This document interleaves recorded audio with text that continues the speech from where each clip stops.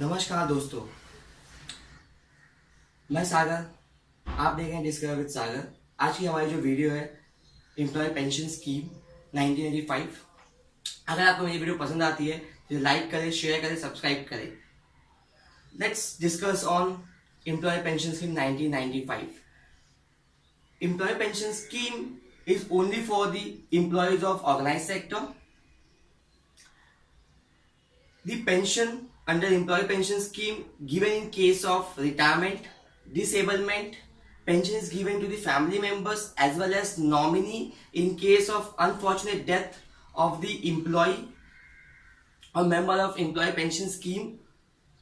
Now the contribution under employee pension scheme, the employer contributes 8.33% into the employee pension scheme, and government also contributes 1.16% into the employee pension scheme.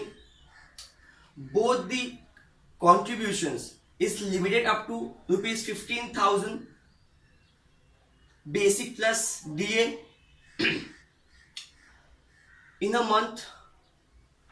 Employer is not contributing more than 1250 in a month into the employee pension scheme, as well as government contributes not more than 180 rupees in a month in employee pension scheme.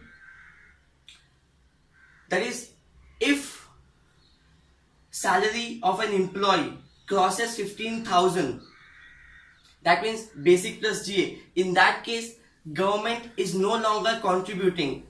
They are part of 1.16%. In this case the employee has to contribute 1.16% of government from their own share.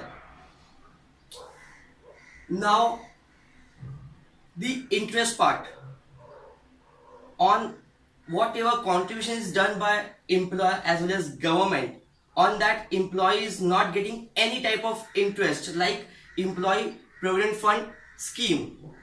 Now we are coming to on which conditions, on which cases an employee is eligible for a pension.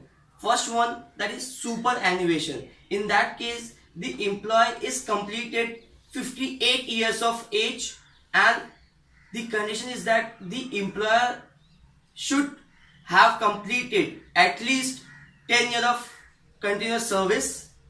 Then next year, that is early pension. In that case the employee has to complete 50 years of age, but he or she should be below the 58 years of age. In that case also there is a condition that employee has to do a continuous service of at least 10 years. Now how an employee become a part of employee pension scheme? If any employee joins any kind of organization where employee provident fund scheme is provided by the employer, in that case the employee becomes a part of employee pension scheme. When an employee joins an organization, he or she can opt out employee pension scheme, but he or she has to opt out at starting of their employment when that employee scheme is implemented.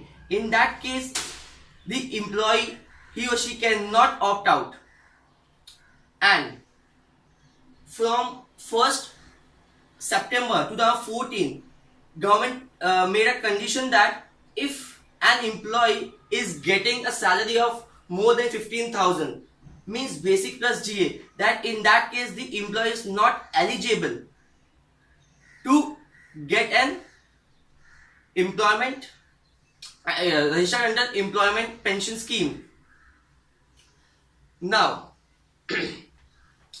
we are coming back to the conditions, like what do you mean by in case of death of an employee or pensioner? That is, first it goes to the nominee. It may be spouse or children